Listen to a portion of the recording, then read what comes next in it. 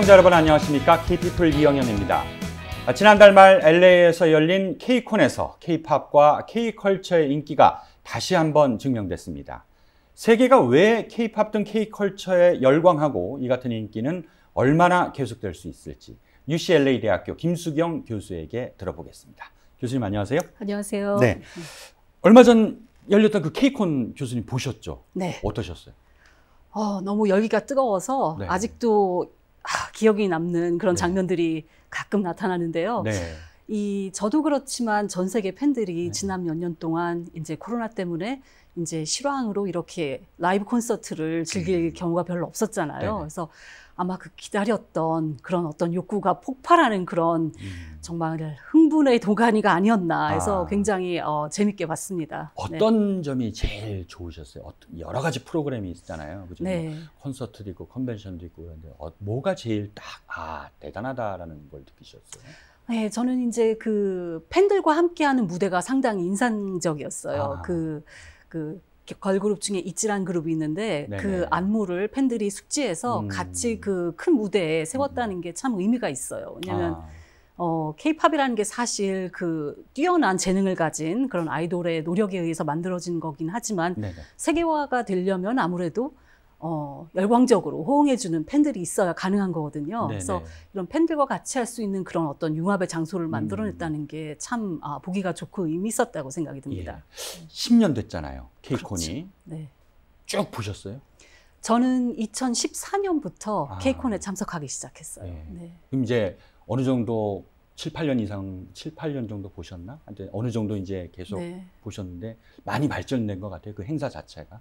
그렇죠. 규모도 커지고 네. 또 그 지난 10년 동안 세계 각지로 뻗어나가서 파리 같은 데서도 아주 성황리에 K콘을 한 그런 경험도 있고 해서 제가 가장 가시적으로 느끼는 그런 다른 점이라 하면은 오는 연령층도 다양해지고 또 그 아시아계 중심의 어떤 그런 문화에서 좀 더 다양한 인종을 포괄하는 그런 하나의 축제 같은 장이 되지 않았나 네. 싶은데 사실 제가 한 가지 살짝 아쉬웠던 점은 이번 그 10주년 K콘에서 살짝 네. 아쉬웠던 점은 아이돌 중심의 문화가 주로 이제 이렇게 전개가 됐는데 네.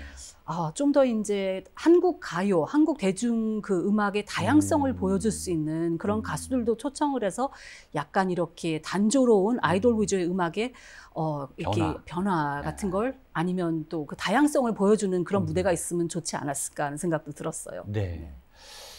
사실 교수님께서 이제 그 K-팝, K-컬처에 대해서 관심을 가지면서 이제 또 연구도 하시고 강의도 하시고 그랬는데 언제부터 이 K-팝에 대해서 관심이 올라갔을까? 이런 질문이면 언제라고 얘기를 해야 될까요?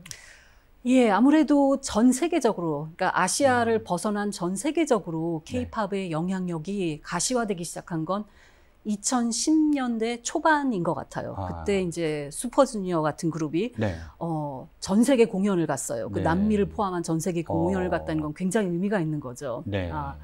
또 빅뱅 같은 그룹은 이제 얼라이브 투어로 정말 네네. 그 성황리에 아주 주류 그 음악인들이 하는 그런 커다란 그 규모의 아레나에서 성공적으로 공연을 했고, 그래서 또 이제 유럽 팬들이 이제 플래시몹 같은 걸 통해서 제발 SM 아이돌을 여기로 데려와 달라 이렇게 자발적으로 이렇게 팬들의 요구에 의해서 어떤 K-팝 콘서트가 진행되는 그런 현상이 나타난 게 2010년도 초라고 봅니다. 네. 네, 또 특히 이제 싸이의 강남 스타일이 유튜브에서 폭발적인 그런 어떤 반향을 일으키면서 이게 한국 문화가 정말 그 소셜미디어의 시대에 있어서 잠재력이 대단하구나 하는 걸 느꼈죠.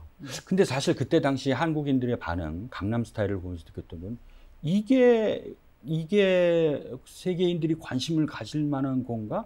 우리는 물론 이제 재밌고 어떤 특이한 점이 있었겠지만 이게 이렇게 인기를 끄는지는 정말 몰랐다라는 반응이 나왔거든요. 교수님도 그때 당시에 그렇게 느끼셨어요? 저도 깜짝 놀랐죠. 어느 날 일어나 보니까 싸이가 인터넷 전체를 도배하고 있는 거예요. 그래서 이게 어떻게 가능한 현상인가.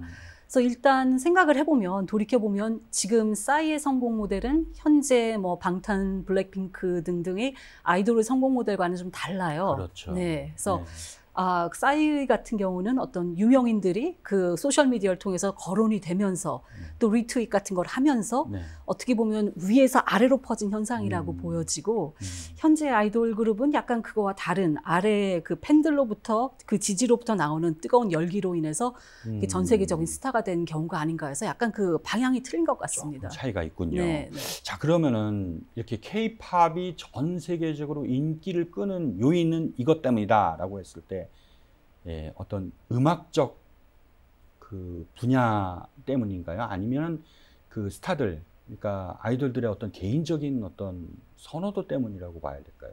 어느 쪽을 좀 더 무게를 둘 수 있을까요?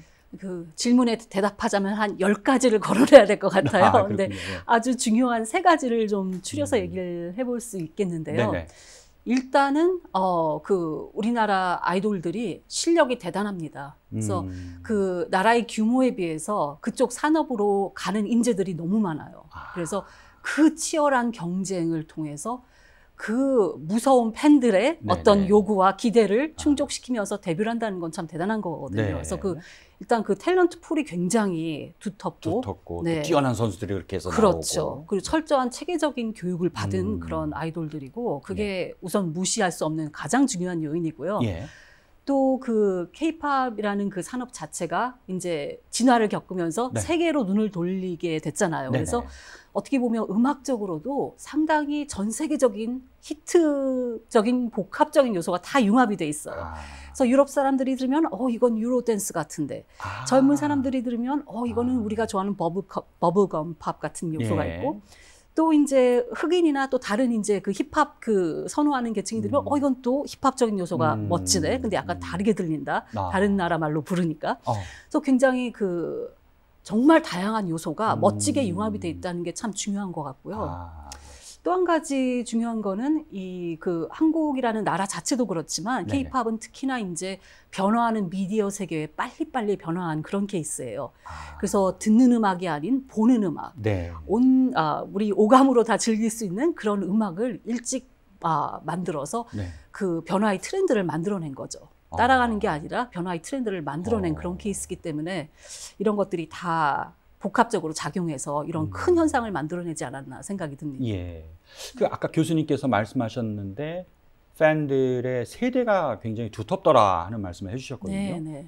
그러면은 K-팝을 좋아하는 팬들은 어떤 사람들인가요? 어떤 사람들로 좀 설명을 할 수가 있을까요? 네, 그 미국 팬들에 대해서 일단 얘기를 하자면요.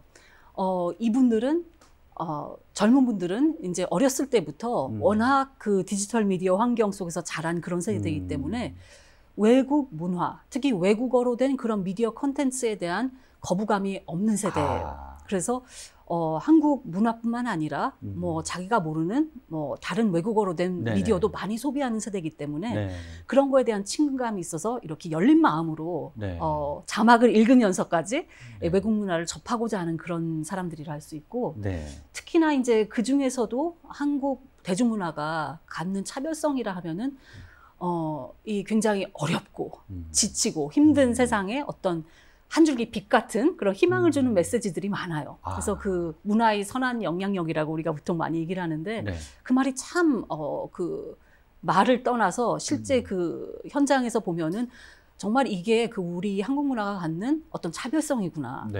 그래서 그런 데에서 위안을 얻고 또 삶의 의미를 찾고 하는 분들이 이제 꼭 젊은 층뿐만 아니라 좀 다양한 세대에서 많이 나타나고 그런 분들이 좋아하고 좀 많이 그 한국 문화를 많이 공부하려고 하는 분들이 아닌가 생각이 들어요. 근데 젊은 층들이 이제 그렇게 열광하는 거는 제가 좀 이해가 되는데 이번에 이제 K-콘 취재를 가면서 봤는데 저 정도 나이 정도 되는 그 어르신께서 어르신은 사실 아닌데 50대쯤 돼 보이는 분이 막 그 손을 흔들면서 자기 좀 봐달라고 막 이렇게 하는데 사실 보면은 젊은 층은 그렇다 치지만은 40대, 50대들까지도 열광하게 만드는, 빨아들이는 그 이유가 되게 궁금해요. 참 좋은 질문이세요. 저도 가끔 제가 이제 50대 초반인데 내가 왜 K-팝에 이렇게 공을 들이면서 연구를 하고 모든 걸 다 들으려고 할까 생각을 해보면 이유가 있어요. 그러니까 K-팝 산업이 정말 잘하는 게 약간 좀 중장년층의 네. 향수, 노스탈지아를 자극하는 걸 너무 잘해요.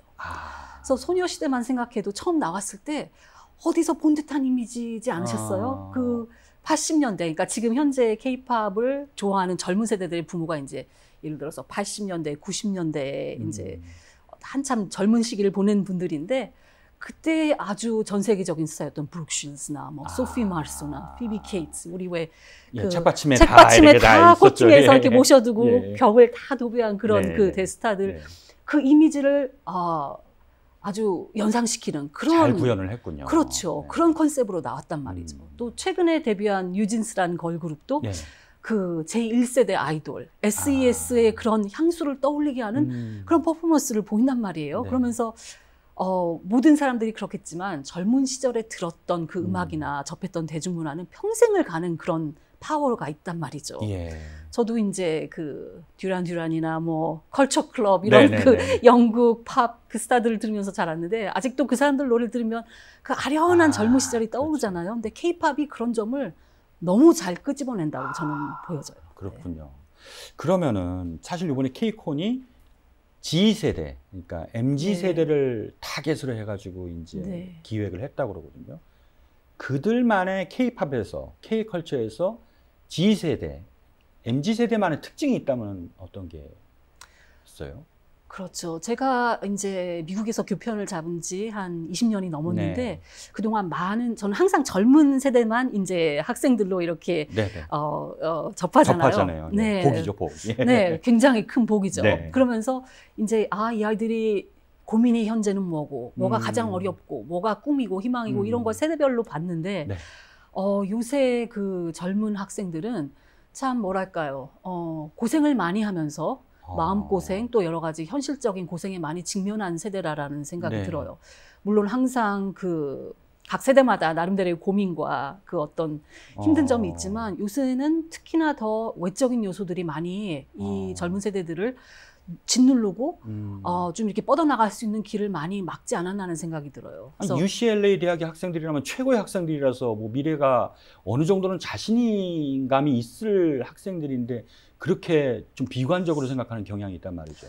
그런 것 같아요. 제가 이제 물론 개인적인 체감으로 느끼는 지극히 개인적인 그런 어떤 소관이지만 요새 아이들이 정말 일찍부터 철이 드는구나 하는 생각이 들어서 이게 왜 케이팝의 어떤 그 큰 성공과 연관이 되느냐를 생각을 해보면 어디선가 좀 따뜻한 말을 듣고 싶고 위로를 받고 싶고 친근하게 느낄 수 있고 마음이 힘들 때 기댈 수 있는 어떤 그런 우상이 있으면 좋지 않을까. 그래서 이 방탄소년단 같은 BTS 같은 그룹이 정말 전 세계적으로 발돋움할 수 있지 않았을까 하는 생각이 듭니다. 그 경제적으로도 상당히 지금 암울한 시대이고 또 국제 정세도 상당히 혼란스럽고 우리나라만 그런 게 아니라 미국도 역시 마찬가지 그런 걱정과 그 고통을 좀 겪고 있군요.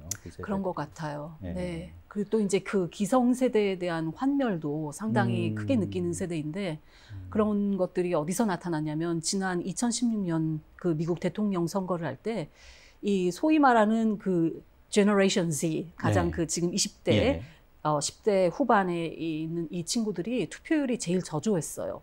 근데 제가 봤을 때는 그게 정치에 대한 관심이 없어서가 아니라 이 기존의 질서가 자기들의 어떤 꿈과 이익을 대변해 줄 수 없다는 그런 어떤 좌절감에서 나온 하나 현상이지 않았나 싶어서 그렇게 굉장히 좀 어두운 그런 시대를 살아가는데 선한 영향력을 발휘하는 그런 한국 대중문화에서 큰 위안을 얻지 않나 하는 생각이 듭니다. 한국 케이팝 팬들과 이 미국의 지금 케이팝 팬들을 좀 비교를 해본다면은 또 좀 특성이 다른 게 있을까요? 다른 것 같아요. 네. 일단 그 한국에 계신 케이팝 팬들은 한 그룹에 대한 충성도가 너무 높아요. 그래서 예를 들면 약간 좀 몇 년 전 얘기를 끊어주면 제가 예를 들어서 엑소 팬인데 방탄 팬도 한다. 이런 건 거의 있을 수가 없는 일이죠. 그리고 이제 큰 스캔들이나 어떤 사건이 터지기 전에는 끝까지 밀어주는 이런 그 집단적인 그 결속력 같은 것도 상당히 크고 굉장히 그만큼 기대치도 높고 그래요. 그 아이돌에 대한 그 팬들의 기대치도 높고 한데 제가 봤을 때 미국 팬들은 약간 좀 틀린 것 같아요. 일단 그 케이팝을 접하는 경위도 내가 게이머인데 게임을 하다 보니까 케이팝 음악이 들려서 궁금해서 아하. 찾아보니까 케이팝 그룹이었더라. 아. 아니면 어떤 분들은 드라마를 봤는데 굉장히 멋진 배우가 나온다. 네. 근데 이 사람이 누군지 예. 좀 더 파들고 봤더니 아이돌 누구누구더라. 이렇게 해서 이렇게 좀 연계적으로 네네. 각 플랫폼이나 그 장르라고 하는 그 영역에서 이렇게 좀 건너뛰면서 두루두루 접하는 경우가 많고 이제 그런 쌓인 어떤 그 관심이나 네. 애정 같은 게 한국 문화 전반으로 퍼진 경우가 많죠. 그래서 네. 요약을 하자면 미국 팬들은 한국 문화 전반에 관한 넓은 이런 관심이 있는 분들인 네네네. 면에 비해서 한국에 계신 케이팝 분들은 각각 그 개별 아이돌이나 그 아이돌이 속한 그룹에 대한 충성도가 높아서 끝까지 몰고 가는 결속력으로 네. 아마 이 팬 활동을 하시지 않나 하는 생각이 듭니다. 그렇군요. 네. 교수님께서는 올 봄부터 K-팝과 관련된 강의를 개설해서 네. 학생들을 가르치신다고 들었는데 네. 그렇게 학생들이 많이 왔다면서요? 저도 예상을 했지만 네. 이렇게 호응이 좋을 줄은 몰랐어요. 그래서 제가 이제 처음 강조한 건 이제 한번 시험 삼아서 반응이 어떤지 네. 한번 맛보기 식으로 이제 네. 해서 아주 소규모의 강좌를 개설했는데 20명 제목이 뭐였죠? K-pop 네. Globalization of Korean Media였습니다. 그래서 한 20명 정원을 이제 목표로 하고 강좌를 개설했는데 매일매일 이메일이 오는 거예요. 교수님, 저는 정말 이걸 꼭 듣고 졸업하고 싶습니다. 그래서 네. 한 100명 정도가 듣고 싶어 하지 않았나 추측이 돼요. 그래서 이제 앞으로 UCLA에서 이걸 온라인 강좌로 만들어서 네. 이렇게 인원 제한이 없게 들을 수 있는 학생은 모두 들을 수 있게 더 많은 학생들이 그렇죠. 이제 수용하는 게 목표입니다. 네. 그렇군요. 학생들이 이제 강의를 이제 네. 진행하시다가 질문을 할 거 아니에요? 그렇죠. 질문 네. 많잖아요. 네, 네. 뭘 제일 궁금해요?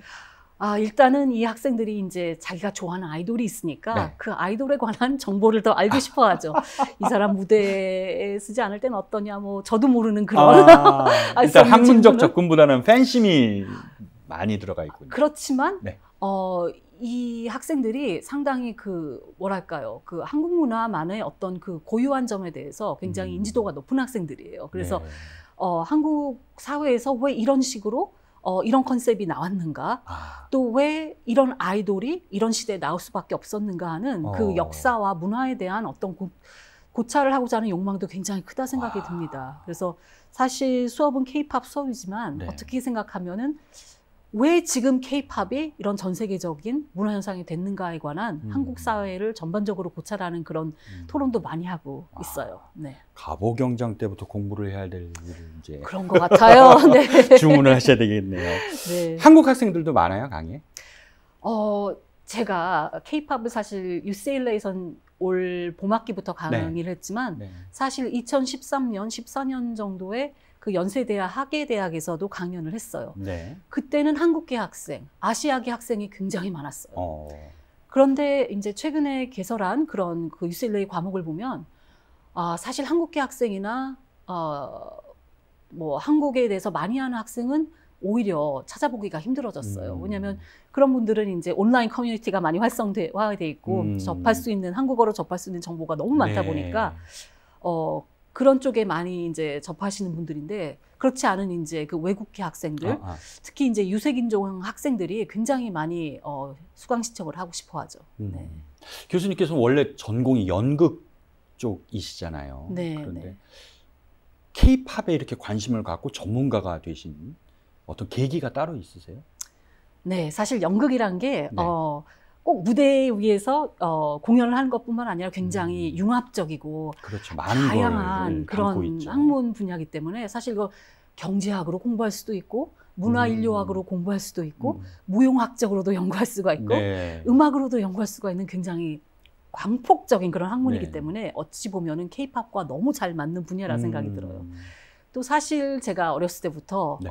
가수가 되는 게 한때는 꿈이어서 아주 어렸을 때부터 지금 네. 젊은 팬들이 네, 그 네. 아이돌을 좋아하듯이 그 네. 당시 대중가요를 정말 열심히 들었어요. 그래서 그런 어떤 이루지 못한 꿈에 대한 어떤 그 갈증이 있었기 때문에 아마 이 한국 그 아이돌들이 국제적인 스타가 됐을 때 더 기뻐하고 더 호기심이 생기고 해서 제가 말씀드렸듯이 한 2010년도 초반부터 네네네. 굉장히 이렇게 가시화됐기 때문에 그런 아이돌들의 그 위상이 그때부터 이제 좀 구체적으로 연구를 해보자 하고 뛰어들었죠. 네. 기본기가 탄탄하셨으니까 이제 쭉 이렇게 이어질 거군요. 근데 정말 어려운 분야인 것 같아요. 굉장히 뭐가 제일 어려우세요? 이 K-팝이라는 그 학문을 연구를 하다 보면.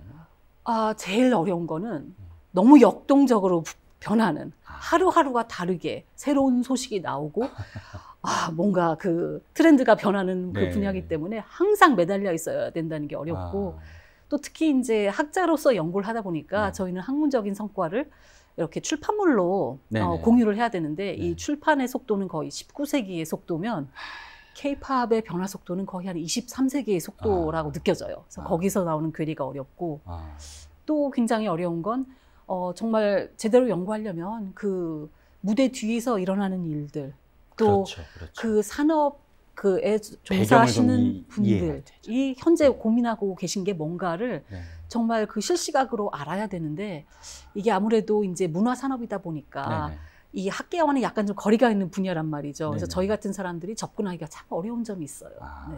그렇군요. 취재를 또 많이 하셔야 되겠네요. 그렇죠. 네. 학계에서도 이 K-팝 쪽이나 한류 쪽에 이제 팬들과는 다른 측면에서의 관심이 있을 텐데, 그 학계에서는 이제 다른 교수님들이나 문화인류학이라든지 뭐 다른 교수님들이 계실 거 아닙니까? 어느 쪽에 좀 관심의 초점이 맞춰져 있어요?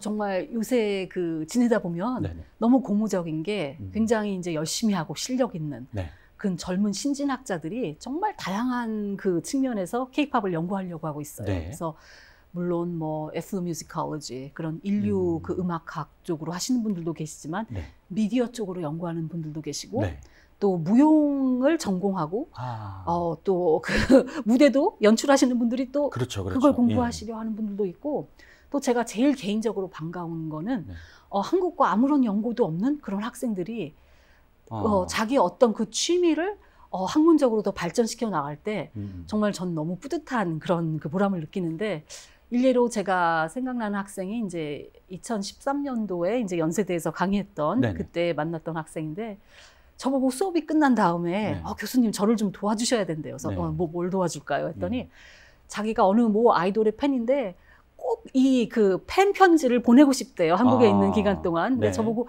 제가 한국어를 공부해도 이게 자기가 편지 쓸 실력까지는 안 된다는 거예요. 저보고 이 거의 연애 편지, 그다음에 팬심을 발휘해서 쓴 그런 편지를 한국어로 번역해 달라는 거예요. 그래서 제가 그런 걸 번역해 준 기억도 나는데, 이제 그런 세대의 학생들이 이제 성인이 되고 이제 대학원에 가서 박사학위를 받을 만한 나이가 된 거예요.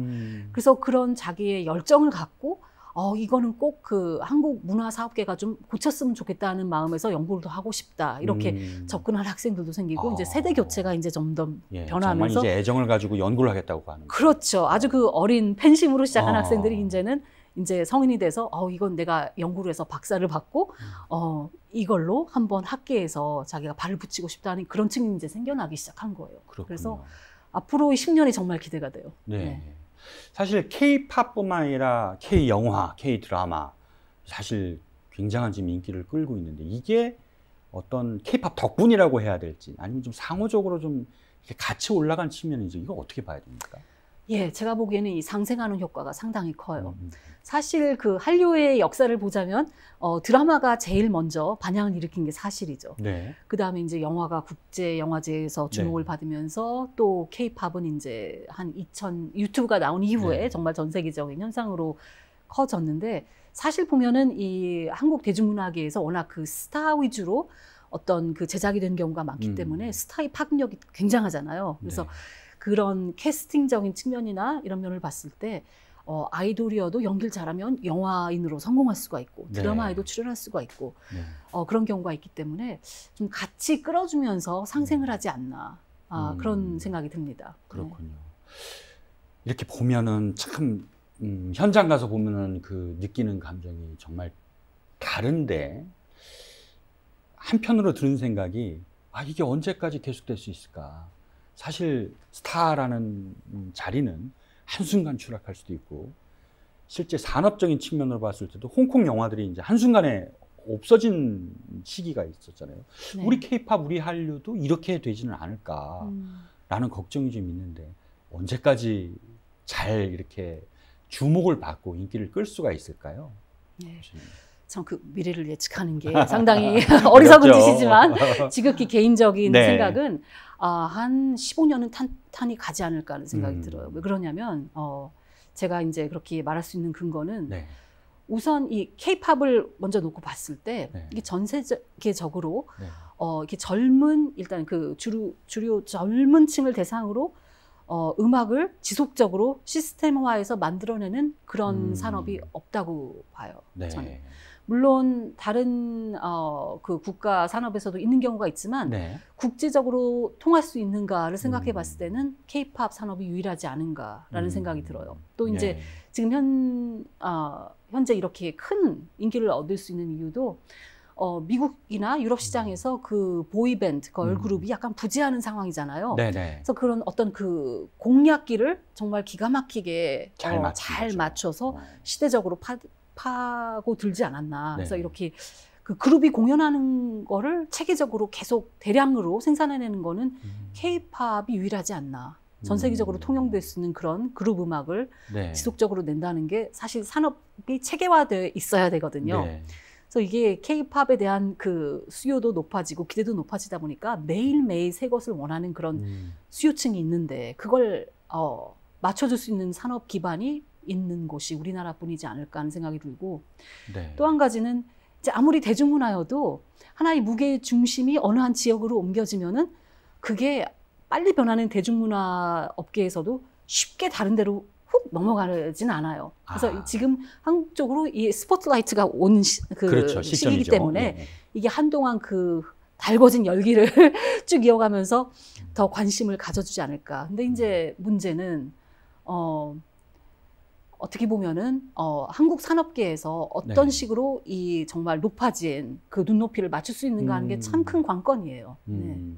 눈높이도 높아진 것도 있지만은 다양성 측면에서도 고민이 많을 것 같아요. 그러니까 네. 한순간 확 인기를 끌다가 사라지는 그런 포인트?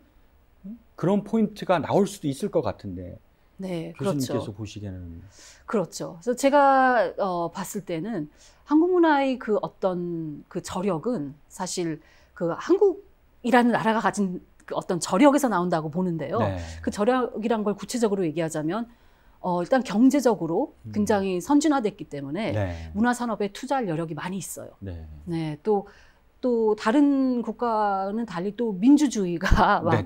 고착화됐고 네. 또 시민사회의 입김이 세잖아요. 그래서 그렇죠. 그런 것들이 어떤 하나의 팬 문화의 활성화로 연결되어서 많은 비판도 하고 물론 팬 문화도 많은 그 부조리가 있고 개선될 점이 많지만 정말 뜨거운 입김으로 네. 사랑하는 마음으로 더 발전되길 바라는 마음으로 많은 피드백을 주잖아요. 이게 하나의 큰 저력이고 또 한국이라는 국가의 역사를 봤을 때 과거의 제국주의, 수탈 이런 그 나쁜 과거가 없는 그런 어떤 선한 이미지가 있기 때문에 이미지.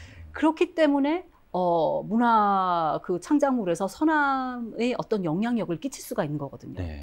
그래서 상당히 중요한 거는 이런 선함의 영향력을 잘 인식을 하고 이거를 그러니까 우리 문화를 소비하는 사람들도 존중을 해야 된다라는 그런 어떤 선한 문화 상호 교류적인 측면에서 봐서 상대 우리 문화를 소비하는 사람들한테 우리 것만 막 보여주는 게 아니라 이 사람들이 이걸 선한 측면에서 조여하기 때문에 우리도 선한 그런 어떤 영향력으로 주고받는 교류한다는 측면에서 우리 문화를 소비하는 그 소비층에 대한 그들만의 문화에 대한 이해도도 높이고 또 그걸 많이 수용해서 반영해서 서로 같이 대화할 수 있는 이런 접근법을 유지해야 된다고 생각이 돼요. 이게 안 됐을 때는 이 전 세계적인 열기가 식을 수도 있다고 생각이 듭니다. 그럼 이제 교수님께서는 15년을 말씀하셨는데 15년 이후까지도 지속될 수 있는 방안을 한마디로 정리한다면 또 다른 문화와 융합할 수 있는 그런 공간을 여유를 주고 그리고 네. 또 새롭게 발전시켜서 나갈 수 있는 그게 가장 큰 해법이라고 볼 수 있겠네요.